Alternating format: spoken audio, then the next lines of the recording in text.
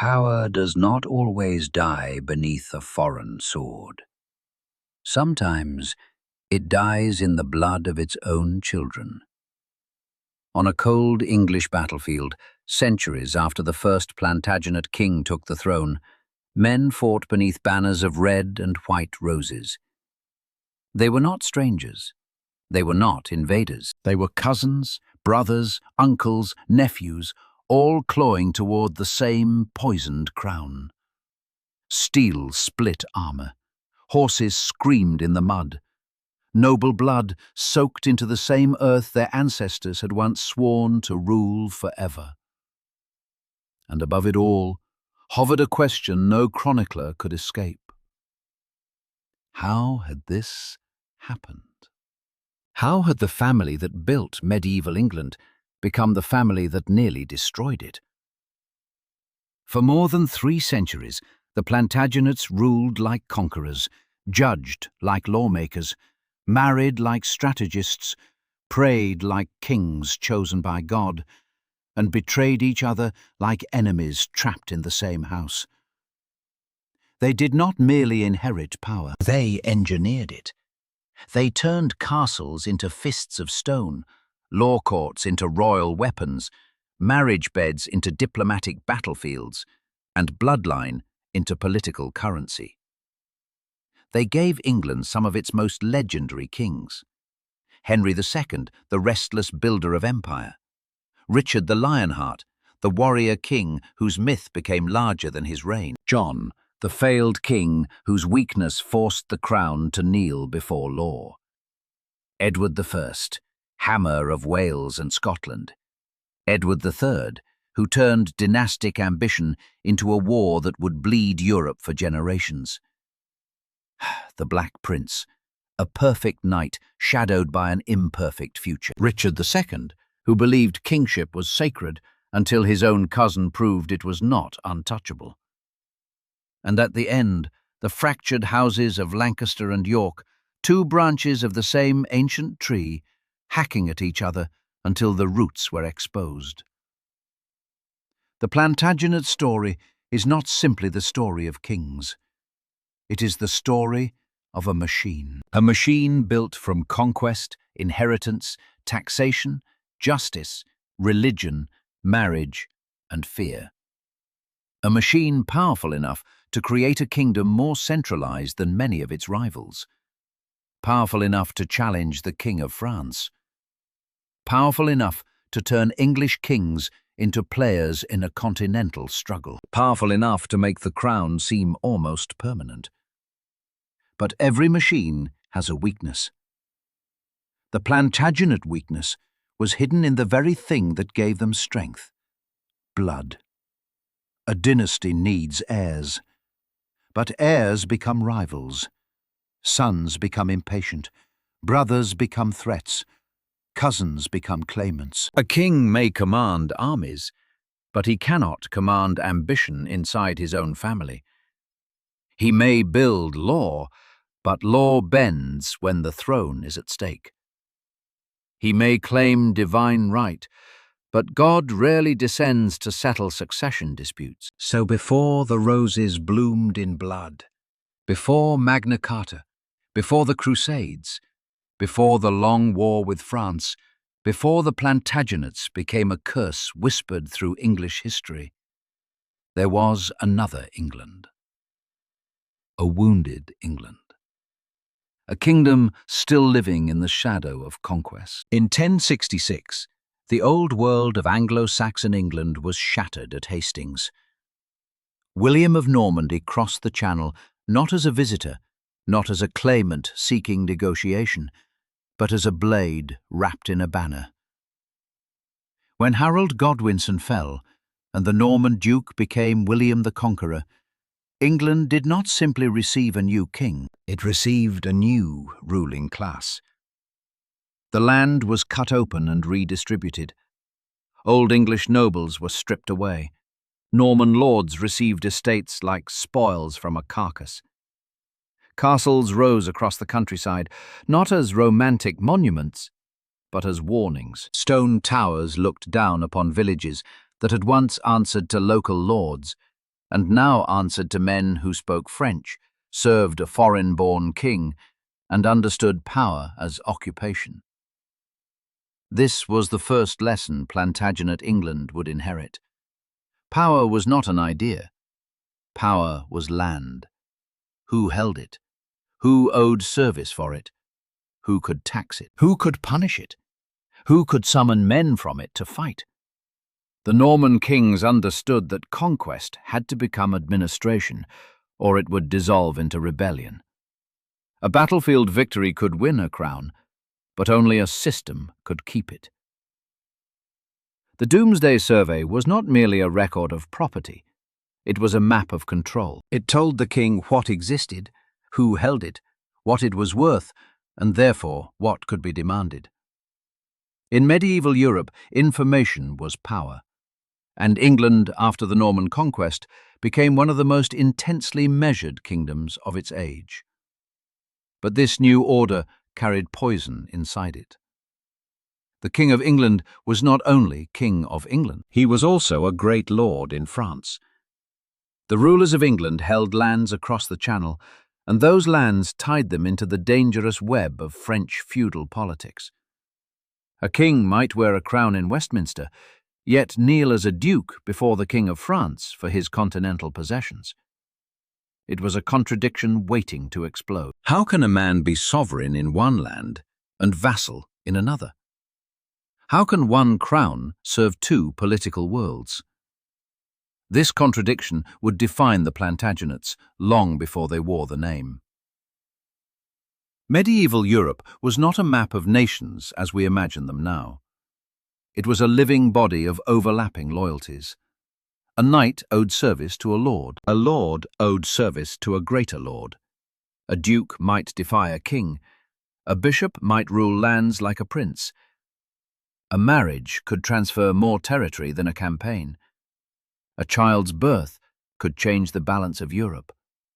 A deathbed could create a war. Kingship was personal. Government was household. Diplomacy was family. And family was dangerous. In this world, the Church stood as both spiritual authority and political giant. A king could command armies, but the Church commanded salvation. Bishops were not only men of prayer, they were administrators, judges, landholders, diplomats, and sometimes kingmakers. To rule medieval England, a monarch could not ignore the Church. He needed its blessing, its scribes, its courts, its legitimacy. But the Church had its own law, its own hierarchy, its own loyalty to Rome. And that created another question every medieval king feared. Where did royal power end and God's power begin? This question would later haunt Henry II when his conflict with Thomas Becket turned from legal dispute into blood-stained legend. But even before Henry, the tension was already there. Medieval kings wanted obedient bishops. The Church wanted sacred independence.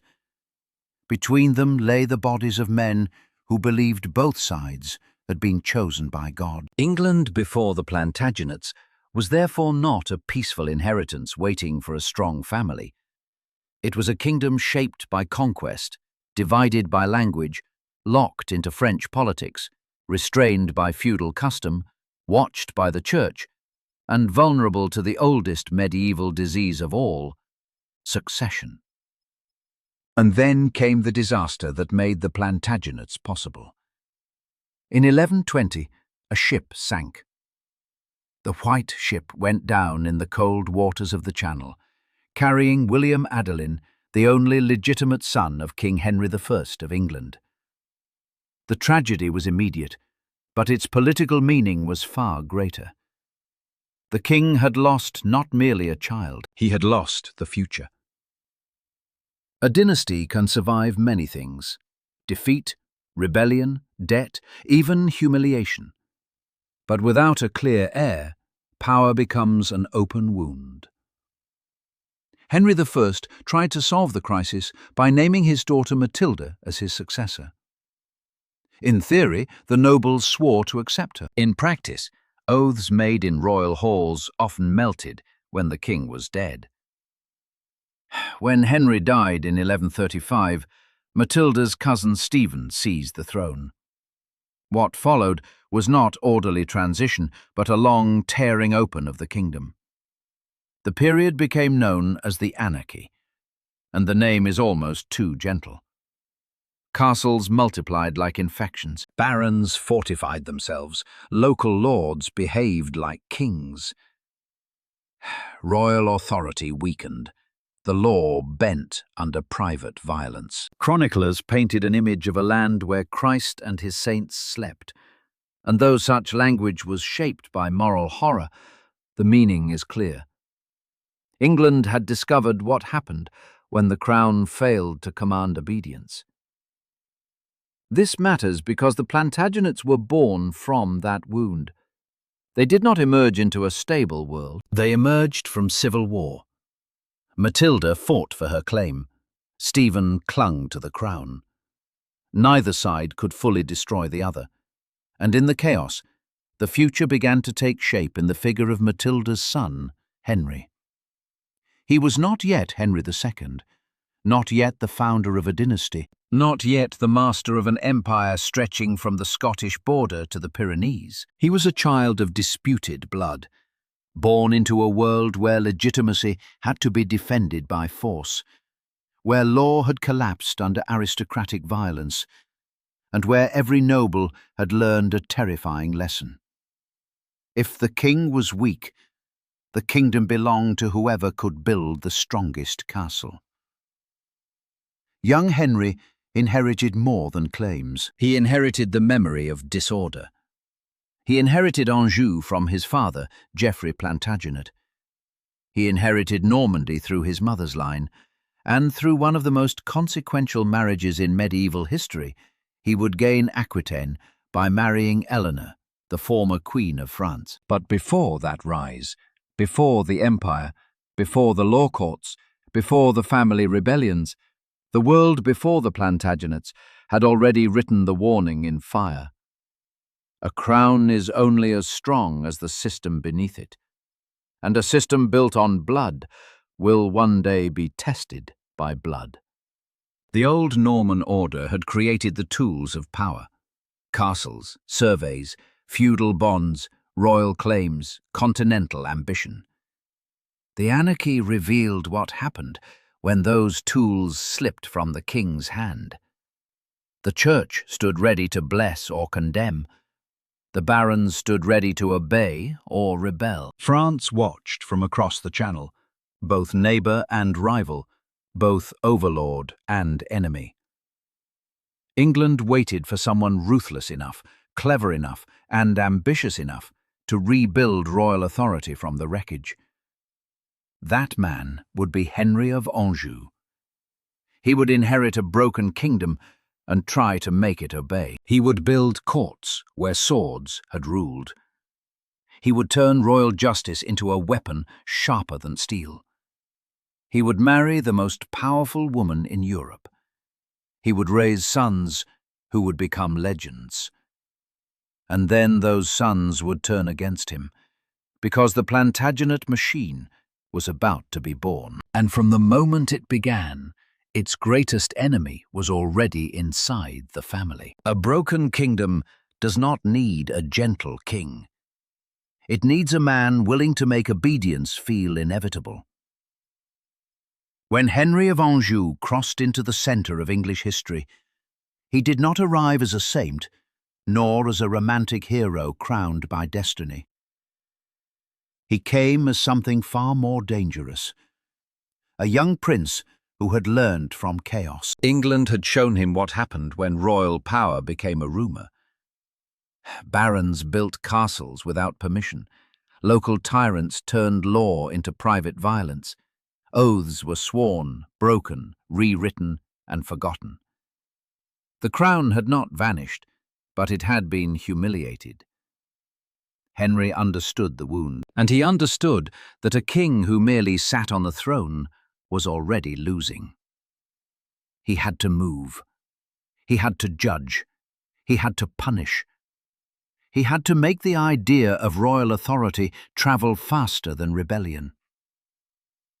By the time he became Henry II of England in 1154, he was not just king of an island realm, he was lord of a vast inheritance that made him one of the most powerful men in Europe. England, Normandy, Anjou, Maine, Touraine, and through his marriage to Eleanor of Aquitaine, the enormous Duchy of Aquitaine stretched his reach deep into western France. This was the Angevin world. Not an empire in the modern sense, not a neat state with one language, one law, one capital, one identity. It was a web of territories tied to one man's body, one marriage, one bloodline, one restless political will. And that was both its brilliance and its curse. Henry ruled lands that did not naturally belong together. England looked across the sea. Normandy looked toward France. Aquitaine had its own proud lords, its own customs, its own fierce resistance to northern control. The King of France, weaker in land than Henry in many ways, remained Henry's feudal overlord for Henry's French possessions. The contradiction was poisonous. The English king was, in France, technically another king's vassal. How long could that humiliation remain only ceremonial? How long before overlord and vassal became enemies? Henry's first task was not conquest. It was restoration. He had to make England believe in kingship again. So he attacked the private castles. He reclaimed royal lands. He forced rebellious nobles back into the hierarchy of obedience. The castles of the anarchy were not just military structures. They were political statements in stone. Every unauthorized fortress declared that the king's peace had failed. Every baronial tower said, "Here, my will is law." To tear them down was not simply demolition. It was propaganda. It told the realm that the crown had returned. But Henry was too intelligent to rely only on force. Force can crush a rebellion. It cannot govern a kingdom every day. The true genius of Henry II was that he began turning kingship into a system. Royal justice became his sharpest weapon. In earlier times, justice often belonged to local lords, church courts, custom, and private settlement. But Henry saw that whoever controlled justice controlled obedience. If men came to the king's courts, they acknowledged the king's superiority. If royal judges travelled through the country, then royal authority was no longer trapped in a palace. It rode on horseback. It entered shires.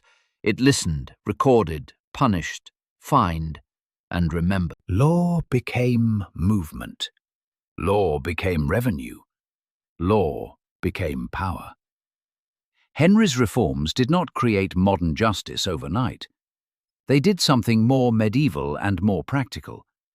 They made the crown useful and feared. Disputes could be drawn into royal courts. Crimes could become matters of royal concern. Local power was slowly forced to answer to a wider authority. The king's peace became more than a phrase. It became a claim that violence itself, unless sanctioned, offended the crown. This was how kingdoms were made, not only by battles, but by procedures, by writs, by sheriffs, by records, by the slow capture of daily life. A king who can judge your land dispute has already entered your household. A king who can punish your crime has already entered your village. A king who can send officials into your county has already entered your memory. Henry did not need to be physically present everywhere. His system began to be present for him. That was the Plantagenet machine in its earliest form. And yet every machine creates enemies. The barons did not love being disciplined.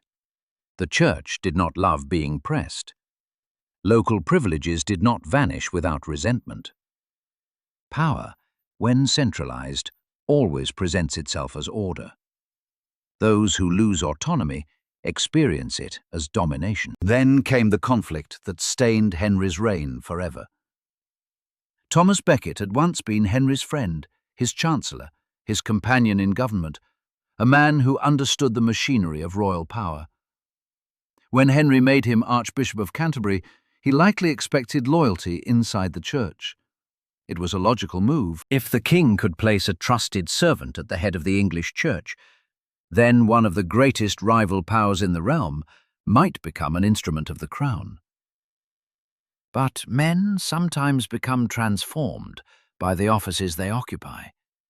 Becket, once the king's man, became the church's defender. The conflict between Henry and Becket was not merely personal. It was structural. Henry wanted criminous clerks, members of the clergy accused of serious crimes, subjected more firmly to royal justice. Becket defended the privileges of ecclesiastical courts. Behind the legal dispute stood a larger question. Could the king's law reach men protected by the church? Or did sacred authority stand beyond royal command? For Henry, exemption looked like disorder. A realm with two legal systems was a realm with divided sovereignty. For Becket, royal intrusion threatened the liberty of the church. Neither man was simply playing a role. Each represented a different vision of power. The quarrel deepened, exile followed, words hardened. And then in 1170, inside Canterbury Cathedral, 4 knights murdered Thomas Becket. According to later accounts, Henry had cried out in rage against the archbishop, and whether his words were meant as command or only fury, the meaning was fatal. The story may be embellished in its dramatic details, but its political truth is clear. In a world where kings were surrounded by armed men hungry for favor, royal anger could become death. Becket's blood changed everything. A king who had tried to discipline the church had helped create a martyr. The stones of Canterbury became more powerful than any argument Henry had made. Pilgrims came. The church gained a sacred wound. Henry, the great builder of royal authority, was forced into public penance. Imagine the image: the most powerful king in Western Europe, humbled before the shrine of the man whose death had become an accusation. This was the paradox of medieval kingship. A king needed God, but God's servants could become his judges. Henry survived the scandal, but the lesson remained.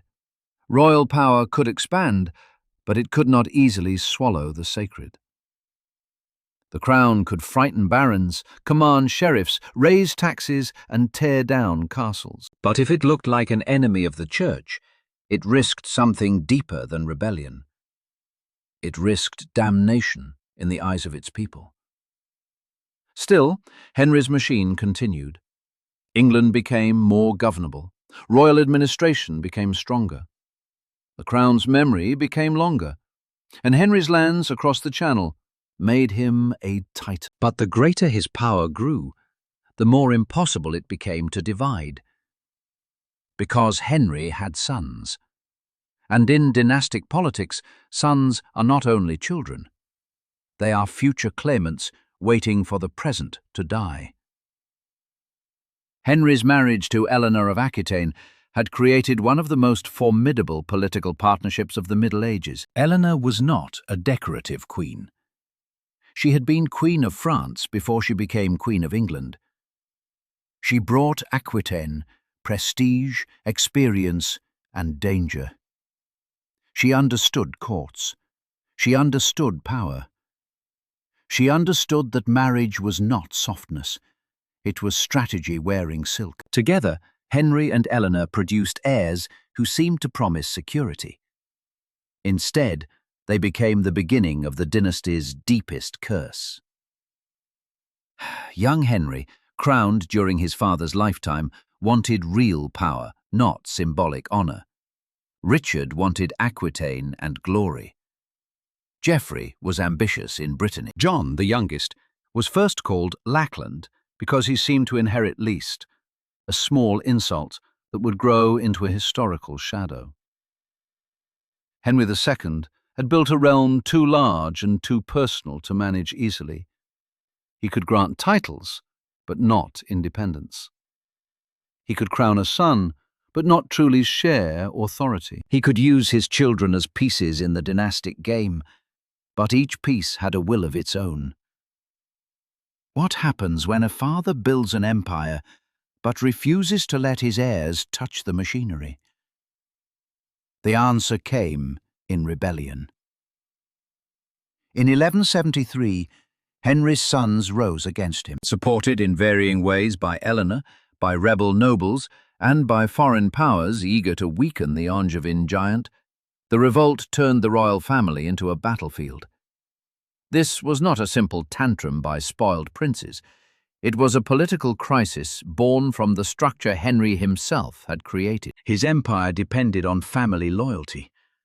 But family loyalty was being poisoned by withheld power. The king had taught his sons that land was authority. Then he denied them enough authority to satisfy them. He had taught Europe that Plantagenet blood ruled half a continent. Then Plantagenet blood turned against itself. Henry defeated the rebellion, but victory over one's children is not triumph. It is prophecy. He had proven that the king was stronger than his sons, but he had also revealed that the dynasty's greatest wars could begin inside its own chambers. From that moment onward, the Plantagenet story would never escape the pattern. Power concentrated in the crown, ambition gathering in the bloodline, and conflict erupting when inheritance felt too slow. Eleanor paid dearly. Henry imprisoned her for years, not in a dungeon of fantasy, but under controlled custody, removed from the political game she had helped ignite. Her confinement showed another face of Plantagenet power. Even queens could become threats when they possessed land, influence, memory, and sons. This was not merely domestic drama. It was statecraft at its most intimate and most brutal. The family was the constitution. The marriage was the treaty. The children were the succession plan. And when the family broke, the realm shook. Henry continued to rule with relentless energy, but age did not soften the machine. His sons did not become less ambitious. Richard, especially, emerged as a warrior of extraordinary reputation, fierce, charismatic, and dangerous. John, clever and insecure, hovered in the background of inheritance like a blade not yet drawn. Henry's final years became a slow collapse of paternal authority. The king who had restored order to England could not impose peace upon his own blood. By 1189, rebellion returned. Richard allied with Philip II of France against his father. John, Henry's youngest and once favoured son, also betrayed him. For Henry, this was not just politics. It was the final humiliation. The old king, who had spent his life mastering courts, castles, barons, bishops, and laws, discovered that no machinery of government could protect a father from betrayal. When he learned that John had joined his enemies, Henry reportedly broke. Whether every detail preserved by chroniclers is exact or shaped by moral drama, the meaning is unmistakable.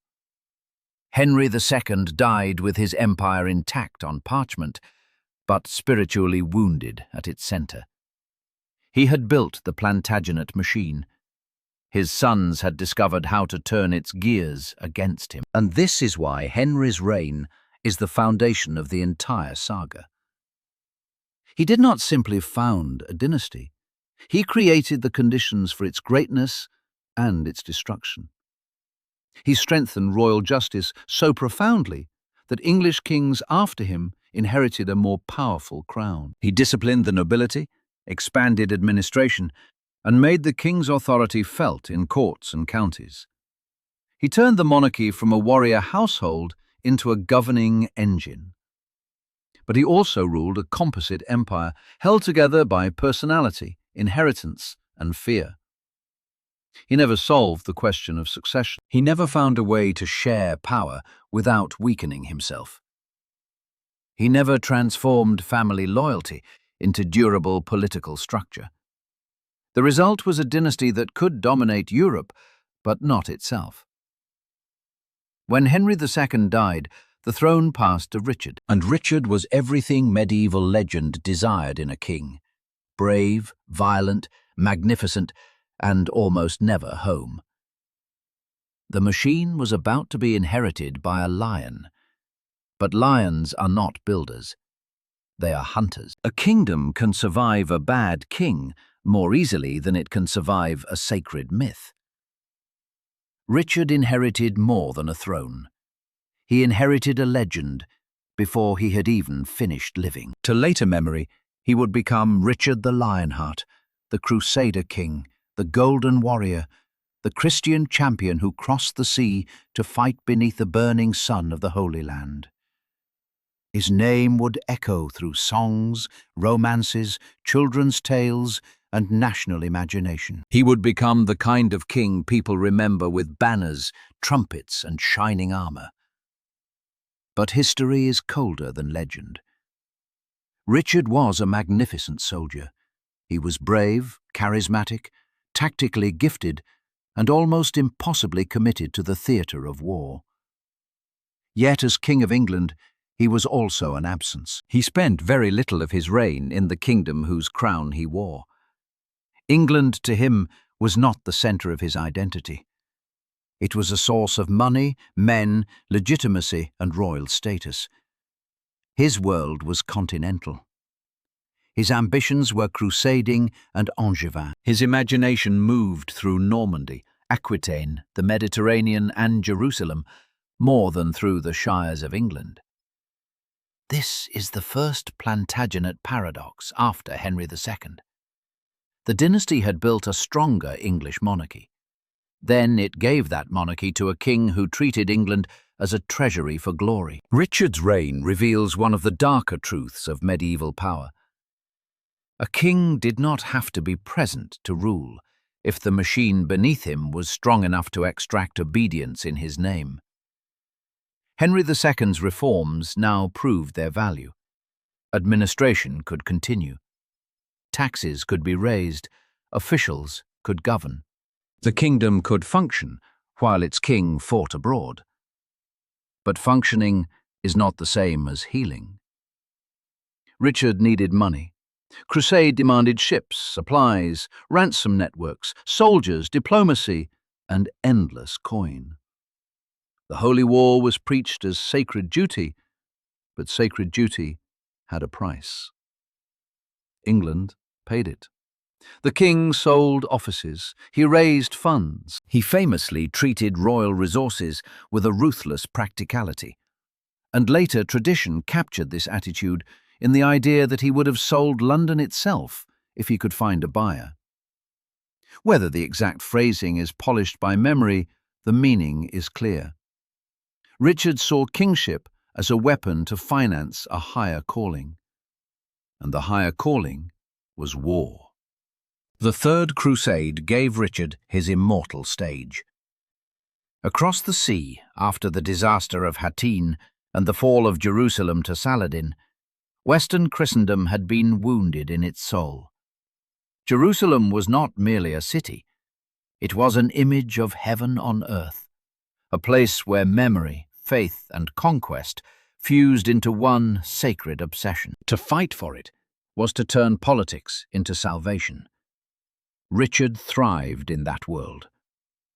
He marched, negotiated, attacked, endured, and became the most feared Western commander of the crusade. Against Saladin, he found an opponent worthy of myth. The two men did not fight as simple caricatures of Christian and Muslim power. They became symbols of rival civilizations, rival codes of honor, rival claims to sacred geography. Later storytelling would smooth the brutality and heighten the nobility, but the attraction of the story is easy to understand. It offered medieval audiences what they craved: holy war shaped like heroic drama. Yet the Plantagenet machine could not live forever on heroic drama. While Richard chased glory abroad, danger gathered behind him. His brother John waited. John had grown up under a shadow that never left him.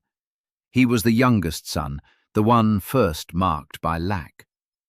Lackland was not just a nickname, it was a political wound. In a family where land meant identity, status, income, military strength, and future sovereignty, to lack land was to lack weight.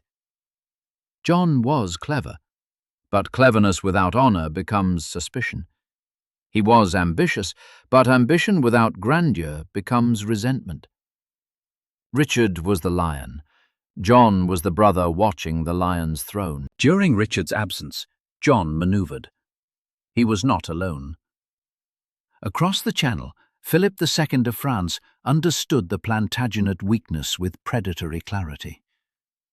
The Angevin realm was too large, too divided, too dependent on the personality of its ruler. If the English king was away, captured or distracted, France could begin to pull at the seams. And Richard was captured. Returning from crusade, he fell into the hands of Leopold of Austria, and then the Holy Roman Emperor Henry VI. The warrior king who had terrified enemies in the East became a prisoner in Europe. The ransom demanded was enormous. England was forced again to bleed money for the body of an absent king. Here the machinery Henry II had built performed almost brutally well. The realm raised the ransom. Taxation, administration, noble obligation, church wealth, all were bent toward the recovery of one man. Richard's captivity showed that the English crown had become strong enough to mobilize society on a massive scale. But it also showed the moral danger of such strength. A state machine does not ask whether the king's glory is worth the people's burden. It extracts because it can. When Richard finally returned, the legend survived. The costs remained. And John's betrayal was not forgotten. Richard forgave him, or at least restored him enough to keep the family from immediate rupture. But forgiveness in dynastic politics rarely erases calculation. John had revealed himself. The youngest son was no longer merely unfortunate, he was dangerous. Then, in 1199, Richard died from a crossbow wound while besieging a minor castle in France. There is a grim irony in the death. The Lionheart did not fall before Jerusalem, not before Saladin, not in some grand apocalyptic clash between empires. He died in a smaller war, in the stubborn violence of aristocratic territory, in the kind of conflict that filled medieval Europe with graves no songs remembered. A legend can die from an ordinary bolt. And with Richard's death, the Plantagenet inheritance passed to John. The crown had left the lion and settled on the man history would love to hate. John's reign is often told as moral punishment, a bad man becoming a bad king and receiving his due. But that is too simple. John was not a fool. In many ways, he was administratively capable, energetic, and attentive to government. He understood documents, revenue, legal pressure, and manipulation. He was present in a way Richard had not been, but presence is not virtue. John's tragedy was that he possessed the tools of kingship without the trust that made those tools bearable. He inherited a crisis with France. Philip II was no longer willing to tolerate Plantagenet dominance. The Capetian monarchy, once weaker and more constrained, was growing sharper. It had learned patience. It had learned how to exploit feudal law. It understood that the Angevin Empire could be attacked not only by armies, but by legitimacy. This is important. Empires do not always fall because their enemies become stronger in battle. Sometimes they fall because their legal contradictions finally become weapons. John held French lands as a vassal of the French king. That meant Philip could summon him, judge him, accuse him, and use feudal procedure as political warfare. When John's behavior gave Philip openings, the French king moved. Normandy fell. For the Plantagenets, the loss was devastating. Normandy was not just territory, it was memory. It was the ancestral bridge between England and the continent. It was the land from which the conquerors had come. To lose Normandy was to sever part of the dynasty's identity. It was also a practical catastrophe. Castles, revenues, noble networks, strategic depth, all gone. John had not merely lost land, he had lost confidence. And once confidence breaks, every demand from the crown feels like insult. To recover what had been lost, John needed money. To raise money, he squeezed England.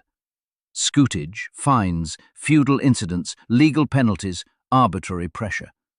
The machinery of royal government became harsher. Henry II had built a system of royal power. Under John, that system began to feel predatory. This is one of the central lessons of the Plantagenet story. A strong state can survive an unpopular policy. But when the ruler lacks legitimacy, every mechanism of government becomes evidence of tyranny. The same royal courts that once promised order could now feel like traps. The same fiscal rights that once funded defense could now feel like extortion. The same authority that once disciplined baronial violence could now provoke baronial resistance. John's personality made everything worse. He alienated nobles. He inspired fear, but not loyalty. He was suspected of cruelty, bad faith, and sexual predation against noble families. Some charges come through hostile sources and must be handled carefully, but the political effect is undeniable. John's barons did not trust him, and medieval kingship, for all its sacred language, still depended on elite cooperation. A king could command, but he also had to persuade powerful men that obedience served their interests. John failed at this. Then came the struggle with the church. After a dispute over the appointment of the Archbishop of Canterbury, Pope Innocent III placed England under interdict. For ordinary people, this was not abstract politics. It meant the spiritual life of the kingdom was wounded. Church bells fell silent. Sacraments were restricted. The relationship between crown and salvation became terrifyingly uncertain. John resisted. Then he submitted. In 1213, he surrendered the kingdom to the Pope as a papal fief and received it back as a vassal. Politically, this was a brilliant reversal in some ways. John gained papal support against his domestic enemies, but symbolically, it was explosive. The King of England had placed his crown beneath Rome. Was this humility, strategy, humiliation? All three could be true. John survived one crisis by creating another kind of resentment. To some, he had protected himself through sacred diplomacy. To others, he had degraded the kingdom. Then came war. In 1214, John's attempt to recover his continental lands collapsed after the defeat of his allies at Bouvines. The battle was a turning point in European history. For Philip II, it confirmed Capetian power. For John, it destroyed the credibility of his expensive continental policy. He had taken money, demanded loyalty, pressed his barons, and promised restoration. He delivered failure. That failure carried him to Runnymede. In 1215, under pressure from rebel barons, King John sealed Magna Carta. The image is famous. The king forced to accept limits, the birth of liberty, the beginning of constitutional government. But the real moment was darker, messier, and more immediate. Magna Carta was not democracy. It was not a modern declaration of rights. It was a peace treaty between a distrusted king and an armed aristocracy. Yet its meaning grew because it touched something deeper than the crisis itself. It said that the king was not pure will. It said that law stood somewhere above royal appetite. It said that even the crown could be compelled to answer. For John, Magna Carta was a humiliation. For later England, it became a myth of lawful resistance. This is the paradox of John's reign. One of England's most despised kings helped create one of its most revered political symbols. Not because he believed in liberty, but because he failed so completely that others forced the question into existence. And the question would never fully disappear again. Can a king be legal and still be absolute? Can obedience survive without consent? Can royal power be strong without becoming predatory? John had no intention of living under the settlement. He appealed to the Pope. Magna Carta was annulled. Civil war erupted. Rebel barons invited Prince Louis of France to take the English throne. Think about the humiliation. English nobles, descended from conquerors and aristocrats, preferred a foreign prince to their own king. John moved through a kingdom collapsing around him. Then, in 1216, he died. According to later chronicles, the end came after sickness, retreat, and disaster, with stories of lost treasure in the wash haunting his final image. Some details may be embellished, but the symbolism is too powerful to ignore. John dies as a king who lost lands, lost trust, lost peace, and nearly lost the crown itself. But the dynasty did not die with him. That is the terrifying strength of hereditary monarchy. A hated king can perish, and power can reappear in the body of a child. John's young son became Henry III, a boy king, a damaged inheritance, a realm tired of civil war, a crown rescued not by greatness, but by the political usefulness of innocence. The Plantagenet machine had survived Richard's absence and John's disaster. But it had changed. After Magna Carta, English kings could still be powerful. They could still wage war, raise money, command armies, and claim sacred authority. But a new memory had entered the kingdom. The crown had been forced to kneel once, and if it happened once, it could happen again. The dynasty had learned that royal power could build law. Now it learned that law could turn back upon the king. Henry II had created the machine. Richard had spent its wealth on glory. John had abused its pressure until the barons revolted. And in the shadow of Magna Carta, the Plantagenets entered a new age, one where the crown would try to become stronger than ever, even as the idea of limits quietly sharpened beneath it. The next kings would not abandon ambition. They would aim it north, west, and across the Channel. And soon, under men like Edward I and Edward III, the Plantagenet crown would rise again, harder, colder, more disciplined, until England's dream of empire returned with an army behind it. A dynasty that survives humiliation often becomes more dangerous. It learns. After John, the Plantagenet crown had been wounded but not killed. Magna Carta had forced the monarchy to face a truth no king wanted to admit. Authority could be challenged, written down, negotiated, and limited. Yet limitation did not mean weakness. In the hands of a harder king, the same monarchy could return sharper than before. That harder king was Edward I. He did not inherit the Plantagenet myth as a soft ornament. He inherited it like iron. Tall, severe, disciplined, and relentless, Edward I understood kingship as command. He had lived through the baronial turmoil of his father Henry III's reign. He had seen what happened when royal weakness allowed noble factions to become almost sovereign.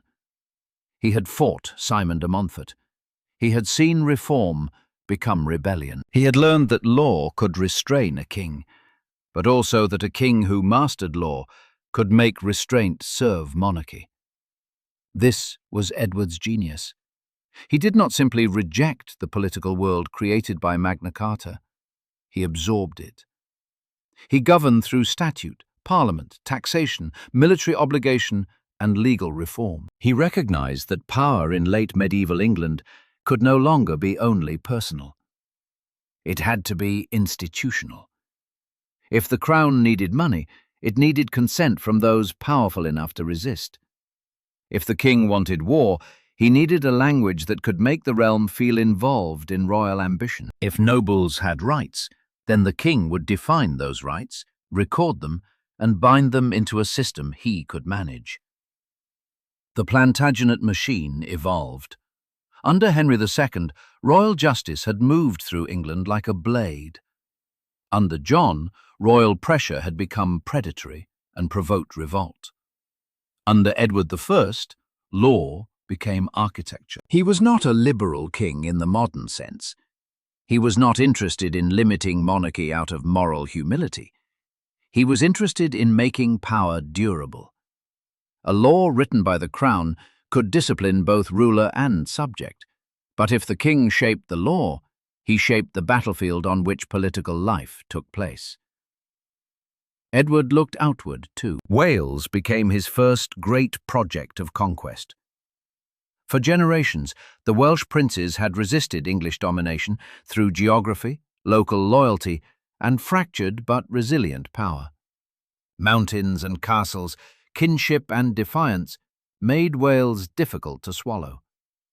But Edward did not intend merely to raid.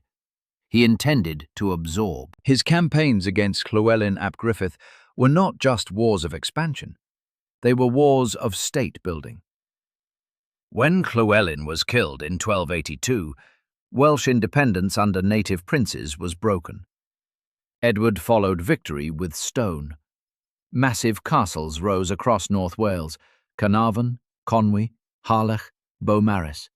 These were not romantic ruins in their own time. They were occupation made permanent. A castle is a sentence written in stone. It says, "The army may leave, but the conquest remains." Edward understood that military victory fades unless it is locked into administration, law, settlement, and architecture. Wales was not simply defeated, it was reorganized. The Plantagenet crown extended itself into territory through structures that could survive the king's absence. And yet conquest always teaches the conqueror a dangerous lesson. If it works once, why not again? Edward turned north. Scotland was not Wales. It was a kingdom with its own crown, nobility, laws, memory, and sacred legitimacy. When a succession crisis opened after the death of Alexander III and later the young Margaret, Maid of Norway, Edward stepped in as arbiter. To arbitrate a throne is already to stand above it. Edward used legal language and feudal claims to assert superiority over Scotland, treating kingship itself as something that could be judged beneath him. At first, Scotland's throne was given to John Balliol, but Edward did not want an equal. He wanted obedience. The result was war. Here the Plantagenet machine met something it could not simply absorb: national resistance sharpened by humiliation. William Wallace emerged as a symbol of defiance. Later, Robert Bruce would become something even more dangerous. Not merely a rebel, but a king with a rival legitimacy. Edward became known as the Hammer of the Scots. But even a hammer cannot easily crush a people whose resistance turns into identity. The wars in Scotland revealed both the reach and the limits of Plantagenet power. England could invade, win battles, take oaths, punish rebels, execute enemies, and build garrisons. But the deeper problem remained. Ruling a kingdom is harder than defeating an army. Authority requires acceptance, or else it must be endlessly enforced. Endless enforcement becomes expensive. Expensive war demands taxation. Taxation demands political negotiation. And negotiation gives subjects leverage. This is the hidden engine of medieval monarchy. War strengthens kings by giving them purpose. War weakens kings by forcing them to ask for money. Edward's reign therefore expanded England's power while deepening its dependence on political society. Parliament, taxation, statute, military service all became part of a colder, more organized Plantagenet state. The king was still sacred, still majestic, still violent. But the machinery beneath him was growing more complex. Power was becoming less like a sword and more like a system of gears. Then came Edward II, and the machine faltered again. Edward II was not his father. He inherited the crown, but not the iron will that had made it feared. His reign became associated with favoritism, noble resentment, military humiliation, and personal weakness, in a world that punished weakness without mercy.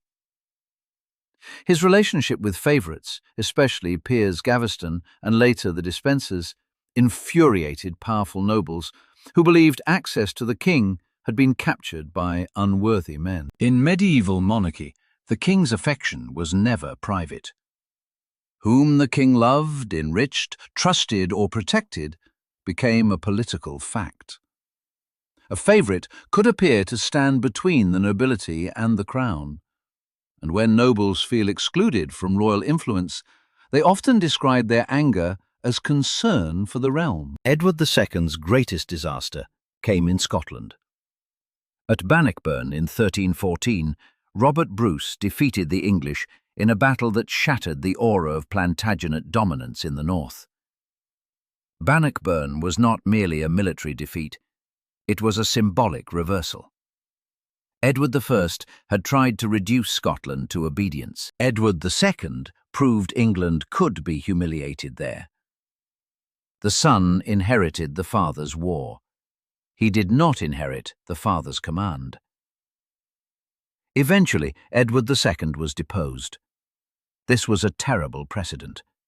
A king, an anointed monarch, removed by political force. The official narratives tried to manage the scandal, but the meaning was impossible to hide. The Plantagenet crown had already been forced to kneel at Runnymede. Now it had seen a king pushed from the throne. If a bad king could be removed, then kingship was sacred, but not untouchable. The dynasty survived again through succession. Edward III, son of the deposed king, came to the throne young. For a time, real power lay with his mother Isabella of France and Roger Mortimer. But Edward III would not remain a puppet. In 1330, he seized power for himself, overthrowing Mortimer and taking command of his own reign. A new Plantagenet age began. Edward III understood image. He understood war. He understood that kingship needed theatre. Where his father had embodied weakness, Edward would embody restoration. He rebuilt the monarchy's prestige through chivalry, military success, dynastic ambition, and the calculated revival of royal grandeur. He did not merely want to rule England. He wanted to make the Plantagenet crown shine again across Europe. Then he looked to France. The French royal line faced its own succession crisis. Edward III, through his mother Isabella, had a claim connected to the French crown. The French rejected succession through the female line and chose Philip VI of Valois. This was not simply a legal dispute. It became the spark for one of the longest conflicts in European history. The 100 Years' War began not as a single continuous war, but as a dynastic wound that reopened again and again. Edward's claim to France was audacious, but audacity is often how medieval kings convert grievance into destiny. To his subjects, war with France could be framed as justice, inheritance, honor, and opportunity. To nobles, it offered ransom, land, glory, and plunder. To soldiers, it offered wages and violence. To the crown, it offered legitimacy through victory. War became a unifying myth, and for a while, the myth worked. At Crécy in 1346, the English army delivered a devastating defeat to the French. The battlefield became a demonstration of tactical transformation. Longbowmen, disciplined positioning, dismounted men-at-arms, and defensive preparation helped break the charge of French chivalry. The old aristocratic dream of mounted nobility crashing through lesser men met a colder reality. War was changing. The knight still mattered, but the system around him mattered more. Crécy was not only a victory, it was an argument. It showed that discipline could beat splendor, that organization could defeat arrogance, that a smaller army, properly handled, could humble the flower of French nobility. Edward's prestige soared. Then came Calais. The capture of Calais gave England a permanent foothold on the continent, a gate into France, a symbol of Plantagenet ambition made stone and harbour. Calais was more than a town. It was a strategic lung through which English war breathed for generations. And yet, even at the height of victory, death moved invisibly toward Europe. The Black Death arrived. No king commanded it, no knight could charge it, no castle could keep it out. The plague tore through societies with a force more terrifying than any army. Fields emptied, villages lost voices, labor became scarce, clergy died beside peasants, lords watched old economic assumptions begin to shake. The world did not end, but it became haunted. For the Plantagenets, the plague did something subtle and profound. It altered the balance beneath power. When labor becomes scarce, workers become harder to control. When death exposes the fragility of all ranks, sacred hierarchy trembles. When entire communities vanish, taxation, agriculture, lordship, and military recruitment all feel the shock. A king may win at Crécy, but he cannot order the dead back to the fields. Still, Edward III's reign continued to shine in memory because war supplied glory faster than plague supplied political consequences. And then came the next great warrior of the dynasty, Edward, Prince of Wales, remembered as the Black Prince. His image is almost too perfect for medieval legend. The prince in black armor, the chivalric hero, the terror of French battlefields. At Poitiers in 1356, he won one of the most astonishing English victories of the war, capturing King John II of France. Imagine the psychological force of that moment. The King of France, prisoner of the English. The Plantagenet dream seemed suddenly within reach. France itself appeared vulnerable, not merely defeated in battle, but humiliated in sovereignty.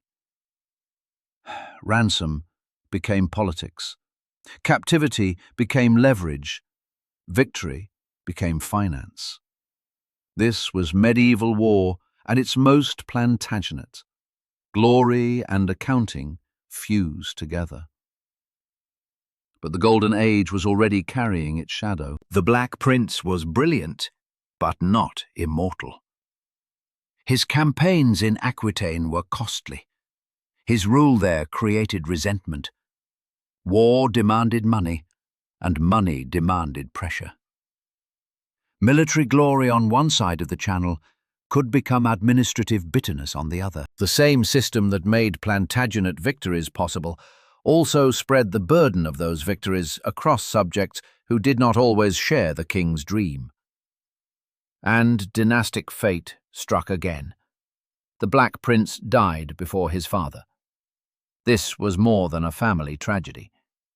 It was a political fracture. Edward III lived long enough to outlast his strongest heir. When the old king died in 1377, the throne passed not to a hardened adult warrior, but to a child, Richard II, son of the Black Prince. Once again, the Plantagenet machine faced the question it never solved. What happens when a crown built for warriors lands on the head of a boy? Behind the splendor of Edward III's reign, the cracks were waiting. War had created glory, but also debt. Chivalry had created myth, but also arrogance. Royal ambition had united the realm, but also exhausted it. The plague had changed society beneath the feet of the nobility. Parliament had become harder to ignore because kings needed money. The people had suffered, paid, fought, and buried their dead. And now the throne belonged to a child raised beneath the shadow of legends. The Plantagenets had reached one of their highest peaks. But peaks are dangerous places.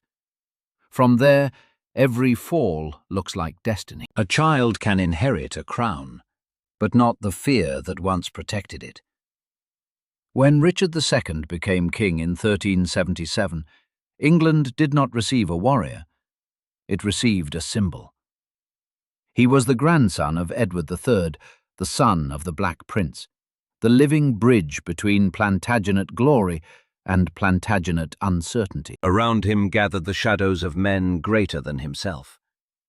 His grandfather had humbled France. His father had captured a French king. Their names carried iron. Their victories had become part of England's political imagination. Richard inherited their mythology, but mythology is a dangerous inheritance for a boy. It tells him he is special before he has proved he is capable.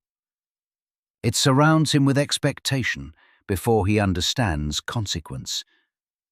It teaches everyone around him to compare the living child to dead giants.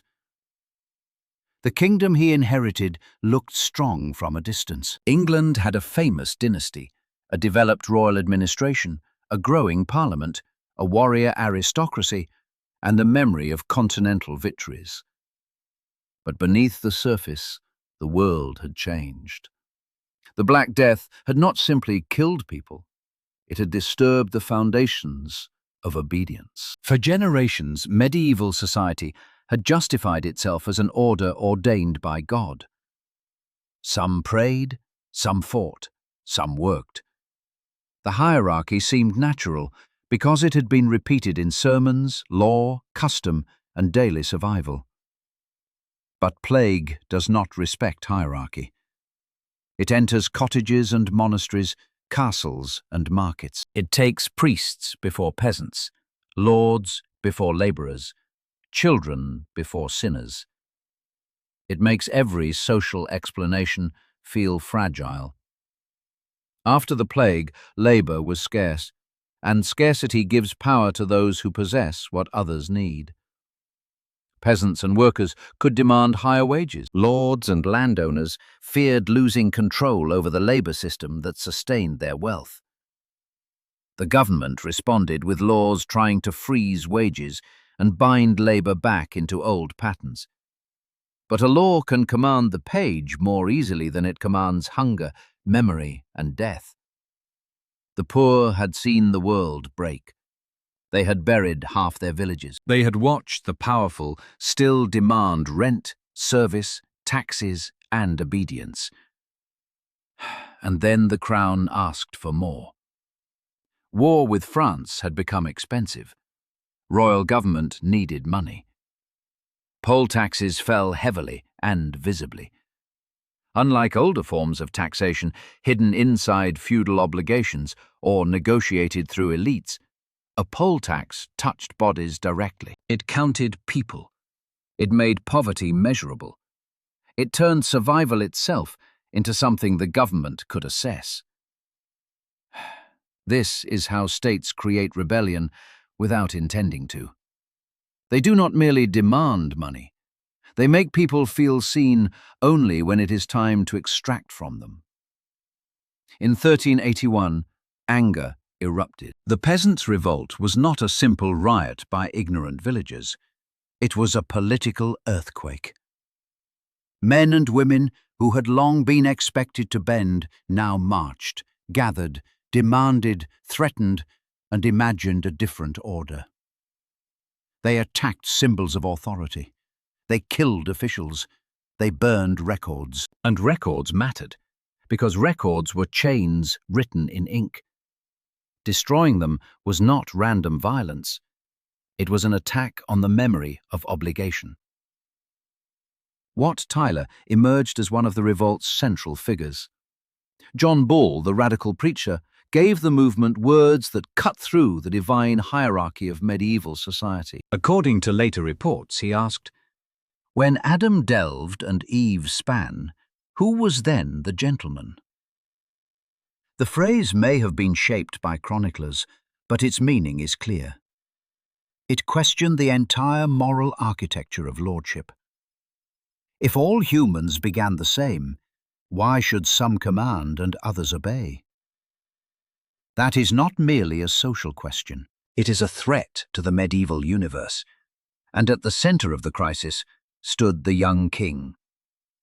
Richard II was only a teenager, yet the revolt forced him to perform kingship in its rawest form. He met rebels, he spoke to them, he promised concessions. He appeared as the sacred body of monarchy, trying to calm a world on fire. For a moment, the boy king became the only figure who could stand between rebellion and collapse. Then Wat Tyler was killed during negotiations at Smithfield. The moment is surrounded by dramatic accounts, and historians still debate the exact sequence of tension, insult, violence, and panic. But the political meaning is unmistakable. With Tyler dead, Richard rode toward the rebels and declared himself their leader, urging them to disperse. It was a stunning act of royal theatre. A frightened child became a king before their eyes. But theatre is not transformation. The revolt was crushed. Promises were withdrawn. Punishment followed. The old order survived. Yet something had changed. The lower orders had discovered that the kingdom could tremble when they moved together. The crown had discovered that social obedience was not infinite.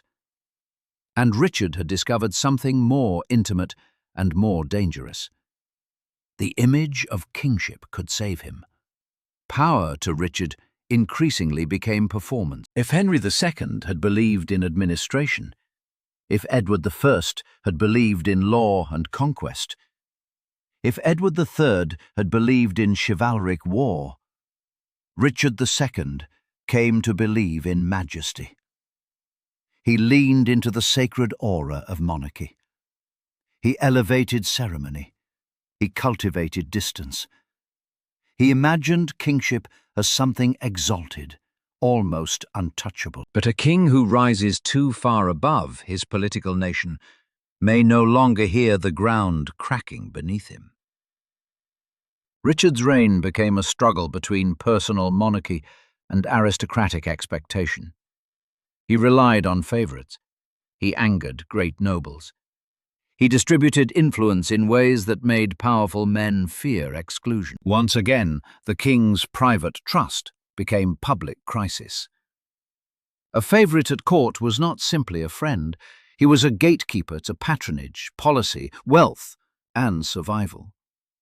The great magnates believed they had a right to counsel the king. Richard believed counsel could become control. Both were right. That was the tragedy. Medieval monarchy needed noble cooperation, but noble cooperation often arrived armed. Kings needed advice, but advice from men with castles and armies could sound like coercion. When Richard tried to assert himself, The nobility claimed to defend the realm from bad government. When nobles constrained him, Richard saw treason behind every correction. Fear sharpened both sides.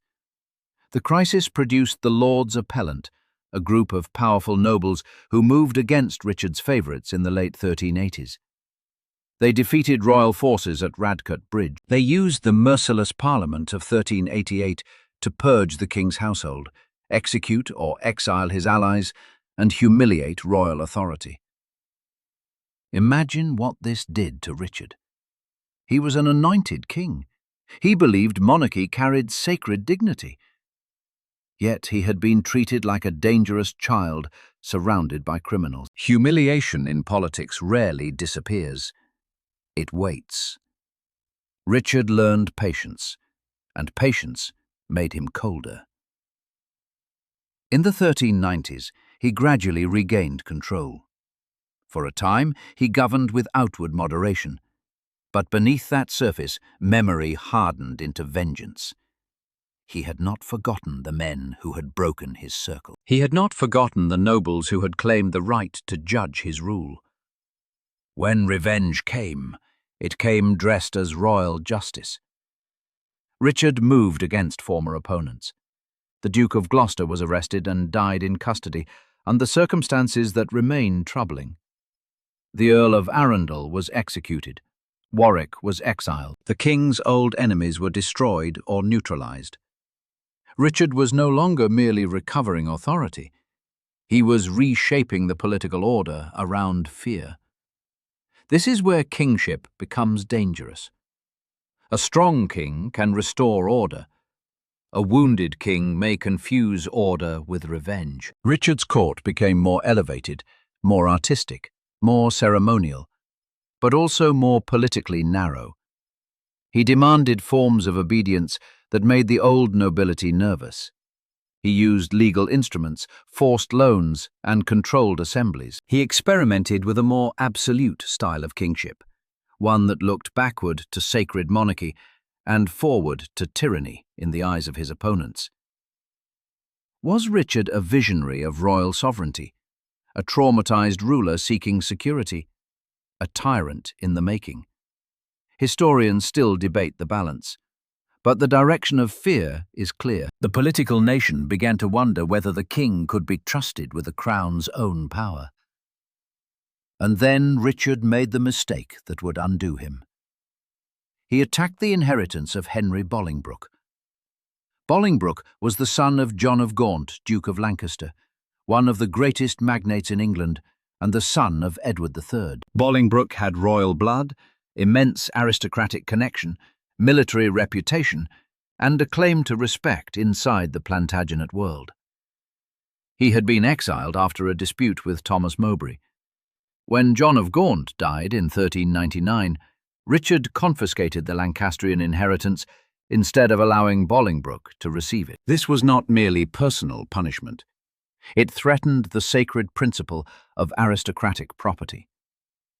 If the king could destroy the inheritance of one of the greatest noble families in England, who was safe? Kings had always been feared, but now Richard made fear universal among the elite. And fear creates coalitions faster than loyalty. While Richard was in Ireland, Bolingbroke returned to England. He did not first present himself as a usurper. That would have been too dangerous. He claimed he wanted only his rightful inheritance. It was a brilliant political move. A man defending property is less frightening than a man seeking a crown. Many could support him without admitting rebellion. But power has momentum. As support gathered, Richard's position collapsed with shocking speed. The sacred king, the ceremonial monarch, the ruler who had wrapped himself in majesty, discovered that majesty could evaporate when armed men stopped believing in it. He was captured, forced to abdicate, and Henry Bolingbroke became Henry IV. The deposition of Richard II in 1399 was one of the most important ruptures in Plantagenet history. It did not end the dynasty in name. Henry IV was still Plantagenet blood. The crown remained within the wider family. But something essential had broken. The throne had been taken from an anointed king by a cousin. Not by foreign invasion, not by peasant revolution, not by papal command. By blood. The dynasty had turned on itself again, but this time the result was not rebellion against a father or pressure upon a weak king. It was replacement. A new branch had seized the trunk. Henry IV now faced the oldest problem of usurpers. The act that wins the crown also poisons the crown. If Richard could be deposed, why not Henry?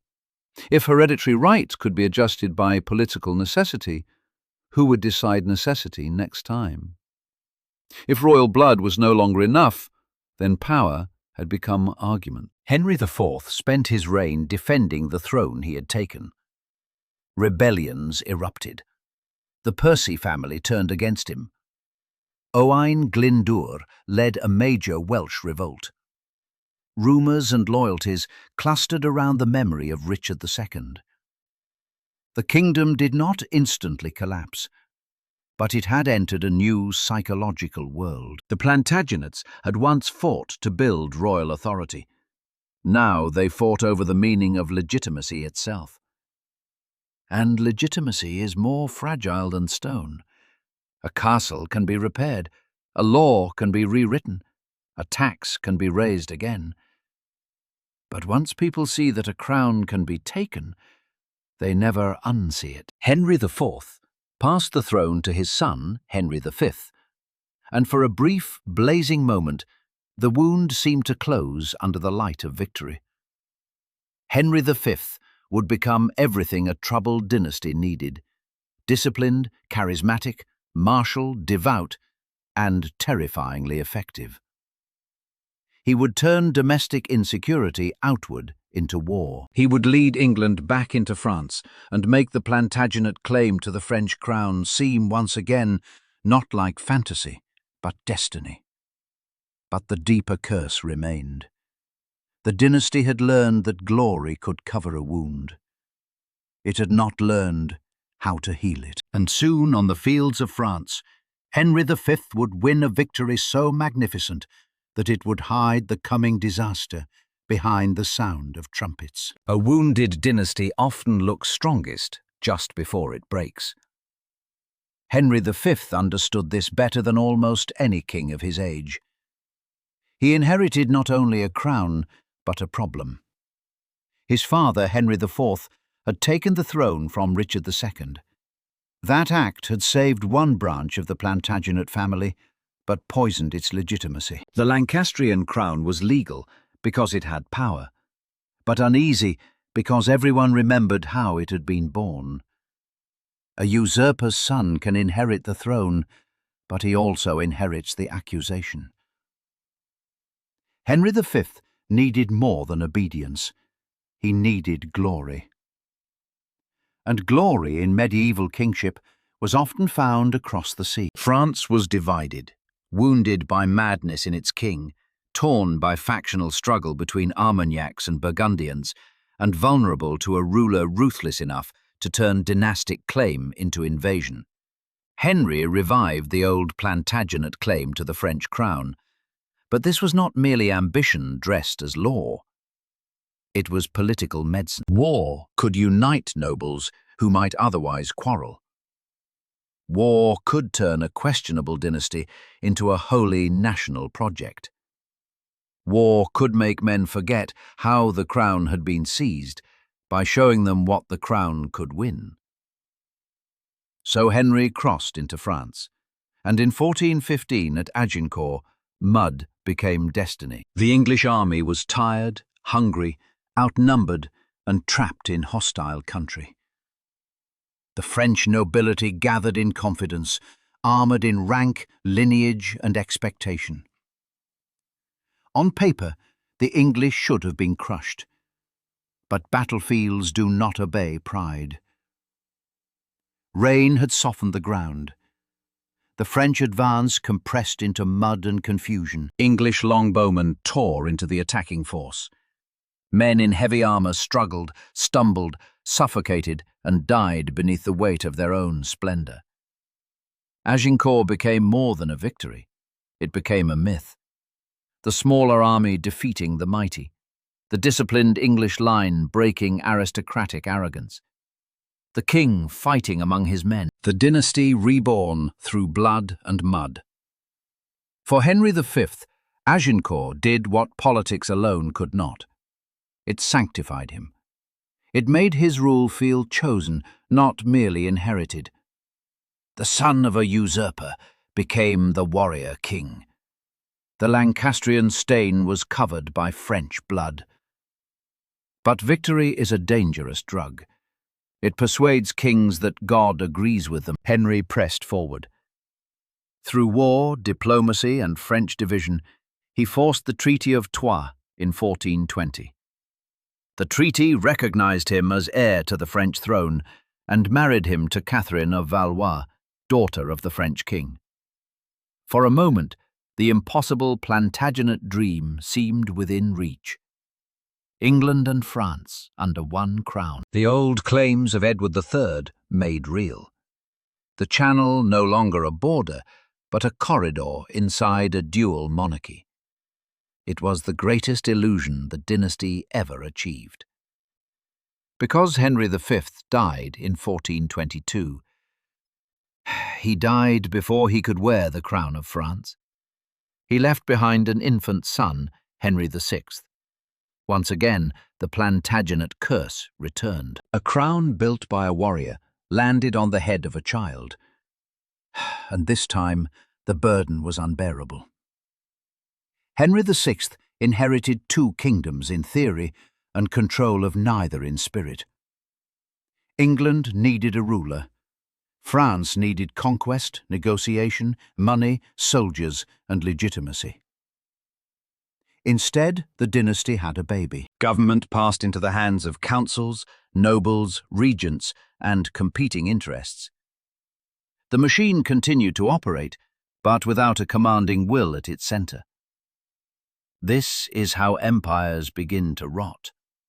Not always through sudden defeat, sometimes through overextension. Henry V had won too much for his heir to hold. The English position in France depended on constant military pressure and fragile alliances. It required money from England, cooperation from nobles, and submission from French populations who had little reason to love foreign rule. As the years passed, the dream became more expensive than the kingdom could bear. Then came Joan of Arc. She was not a Plantagenet, not a queen, not a noble commander, but she struck at the deepest weakness of English rule in France: legitimacy. The English had law, treaties, garrisons, and victories. Joan brought sacred imagination. She helped transform the French cause from dynastic resistance into something closer to national and divine recovery. Orléans was relieved. Charles VII was crowned at Reims. The symbolic world shifted. The English could still win battles. They could still hold towns. They could still negotiate, punish, and raid. But the spell had weakened. France was no longer merely disputed territory. It was becoming a kingdom rallying around its own sacred centre. The Plantagenets had long understood the power of myth. Now myth turned against them. Henry VI grew into a very different kind of king from Henry V. Pious, gentle, and ill-suited to brutal politics, he lacked the martial force expected of a dynasty raised on war. His periods of mental collapse deepened the crisis. Around him, noble factions hardened. The court became a battlefield without open battle. The loss of French territories damaged the prestige of the Lancastrian regime. Defeat abroad fed resentment at home. By 1453, England had lost almost everything in France except Calais. The 100 Years' War ended not with Plantagenet triumph, but with exhaustion and retreat. The empire of victory had shrunk to a memory. And memories are dangerous when men begin asking who betrayed them. The answer became domestic. If France was lost, someone must be blamed. If the king was weak, someone must guide him. If the court was corrupt, someone must cleanse it. If the bloodline was disputed, someone must claim it. Richard, Duke of York, emerged as the great rival to Lancastrian power. He too descended from Edward III. His claim had weight. His supporters believed the realm was misgoverned. The Queen, Margaret of Anjou, became a fierce defender of her husband and son's rights. She was no passive figure. In a world that expected queens to embody dynasty, she fought like the dynasty depended on her, because it did. The Wars of the Roses were not simply a romantic feud of red and white flowers. They were the final collapse of Plantagenet political logic. For generations, the family had treated blood as legitimacy. But by the 15th century, there were too many bloodlines, too many claims, too many memories of deposition, too many precedents proving that a crown could be taken if the argument was strong enough and the army arrived in time. Lancaster and York were not outsiders. They were Plantagenets. That is what makes the war so dark. The dynasty was not invaded. It divided. Battles followed. St Albans, Towton, Barnet, Tewkesbury. Each name became another wound. Noble houses were destroyed, kings were captured, restored, deposed, and murdered. The crown moved like a cursed object from one branch to another. Edward IV of York seized the throne and brought energy, charisma, and military strength. For a time, Yorkist rule seemed to restore order. But even Edward's success could not heal the deeper instability. His secret marriage to Elizabeth Woodville enraged allies and reshaped court politics. Family again became policy. Marriage again became crisis. After Edward IV died in 1483, his young son, Edward V, should have inherited the throne. Instead, the boy and his brother disappeared into the Tower. Richard, Duke of Gloucester, became Richard III. The fate of the princes in the Tower remains one of the most infamous mysteries in English history. Historians still debate responsibility, evidence, and motive. Later Tudor narratives darkened Richard's image, and propaganda shaped memory with ruthless skill. But the meaning of the disappearance is clear. By this stage, Plantagenet legitimacy had become so poisoned that even children could not stand safely near the crown. Richard III ruled under suspicion. Whatever his abilities, whatever later reassessments may argue, he could not escape the shadow of how he came to power. A king may win the throne in law, but if enough people believe blood has been spilled for it, law cannot quiet the ghosts. Then came Henry Tudor. His claim was thin compared with the great Plantagenet branches, but history does not always reward the strongest claim. It rewards the claim that survives the battlefield. In 1485, at Bosworth Field, Richard III fought for his crown. He was the last English king to die in battle. The image is almost too perfect. A medieval king surrounded by treachery and shifting loyalties, charging toward his rival, trying to cut destiny down with his own sword. According to later tradition, his final cry became legend, though the story may be embellished. The meaning remains powerful. Richard died not as a distant symbol, but as a warrior king, swallowed by the violence his dynasty had carried for centuries. With him, the Plantagenet age ended. Henry Tudor became Henry VII. The Tudors rose over the corpse of the Plantagenets. But they did not erase them. No dynasty that ruled so long truly disappears. The Plantagenets left behind the architecture of English power. Royal courts, common law, Parliament as a political force, the memory of Magna Carta, the idea that kings could be mighty, but not entirely beyond challenge. They expanded the machinery of government, sharpened taxation, deepened legal identity, and bound England's destiny to war, France, and the question of legitimacy. They also left warnings. They proved that conquest can build a state, but not necessarily a stable family. They proved that law can strengthen monarchy, then turn against it. They proved that victory abroad can hide sickness at home. They proved that bloodline, the foundation of hereditary power, can become the very weapon that destroys hereditary power. The Plantagenet tragedy is not that they failed. It is that they succeeded too well. They built a crown powerful enough to dominate England. Then every branch of the family wanted it. They built a legal system strong enough to preserve order. Then their enemies used law to challenge them. They built a warrior mythology strong enough to inspire generations. Then weak kings were crushed beneath expectations they could not fulfill. Their story begins with a broken kingdom after the anarchy, and ends with a broken dynasty at Bosworth. Between those two wounds lies the making of medieval England. So what destroyed the Plantagenets?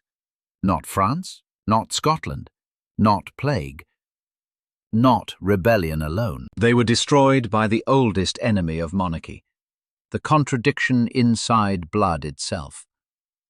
A dynasty needs heirs, but heirs become rivals. A crown needs legitimacy, but legitimacy becomes argument. A king needs power, but power creates fear, and fear, sooner or later, teaches men to betray. The Plantagenets built England with law, war, marriage, and blood. Then blood answered. And on the fields where red and white roses bloomed from the same family tree, England learned the darkest lesson of medieval kingship. A crown can rule a kingdom, but it cannot save a family from itself.